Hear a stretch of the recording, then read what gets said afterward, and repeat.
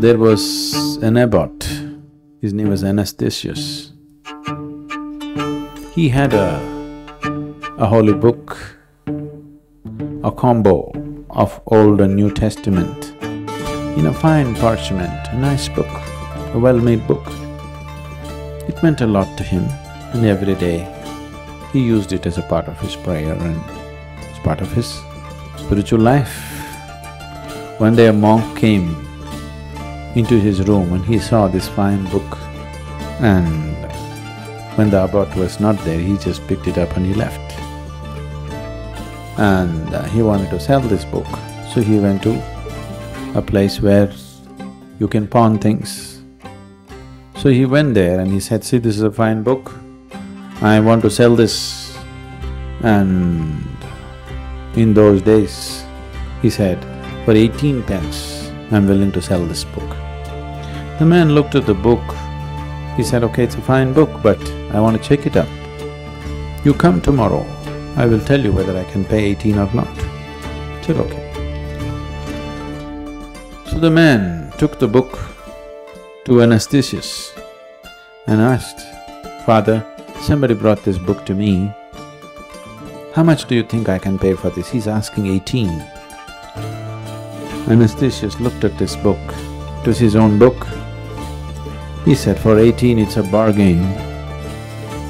It would cost much more."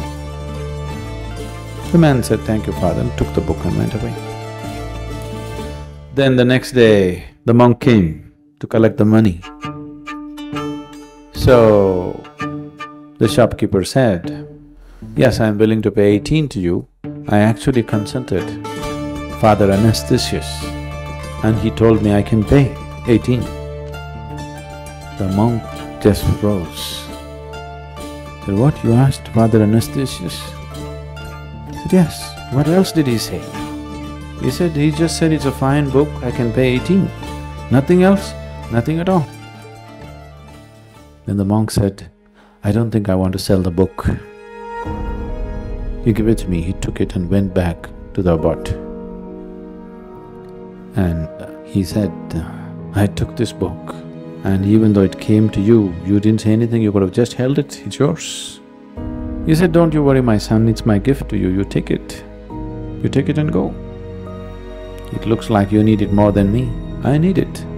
And I can always get another copy, but it looks like for you it's very precious, you take it."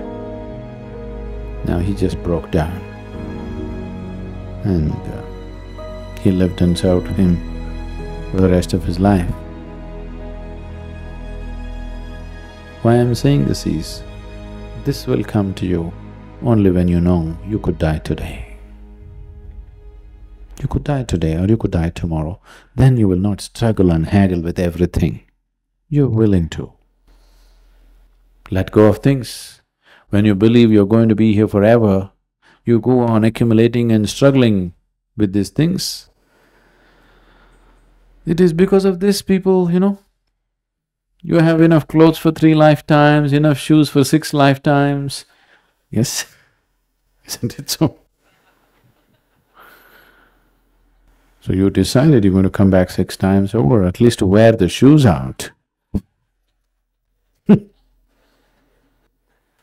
At least the shoes shouldn't go waste, isn't it? Most people think, generally in the world, they believe that if they die in their sleep, it's wonderful. What a horrible desire. You want to die unaware. Because you're so scared, you think dying in sleep is better than dying awake. I want you to die fully awake. This whole process of how to die,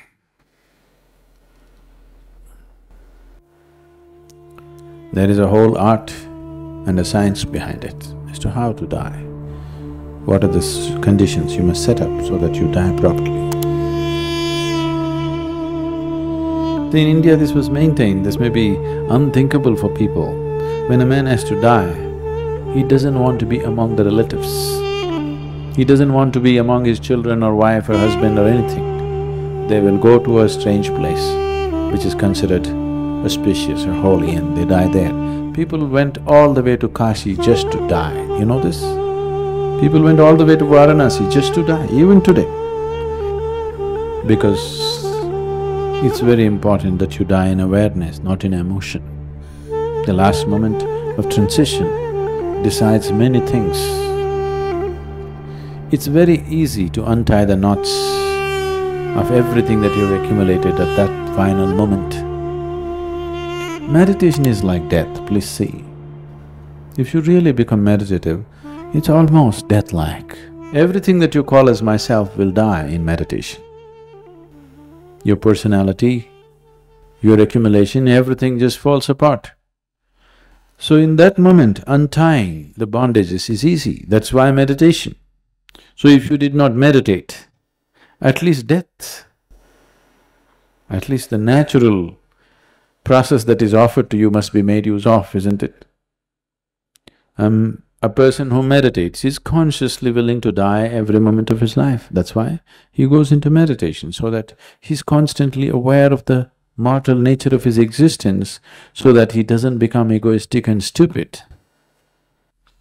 If you know you will die tomorrow, suddenly you will see, you will have no anger, you will have no remorse, you will have no hatred, you will have no jealousy against anybody, you will become very loving and nice.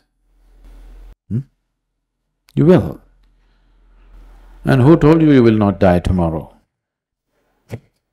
Who gave you a guarantee that you will not die tomorrow? Yes? Did anybody give you a guarantee card that you will not die tomorrow? There is no guarantee, isn't it? An intelligent being will live with this awareness. It could be just today. Why tomorrow? It could be today. And when we live with this awareness, you will live life fully, totally. What you call as life is just a brief happening. Once you're constantly aware of this, you will come alive. When you live here thinking you're immortal and eternal, then you live a stupid life because you can always do it tomorrow, you know. When to do Shambhavi? Tomorrow.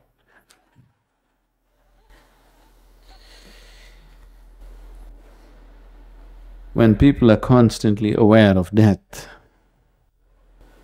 those who become meditative become less and less reactive, because consciousness means that you are aware of all the nature of life itself. When you're aware of the nature of life, you're constantly aware of death. So, moment of death is a tremendous possibility. But it's better you live well, not just aim towards dying well. You learn to live well, because if this is your last life, you better live well, isn't it? If you're coming back 100 times over, you can live a stupid life.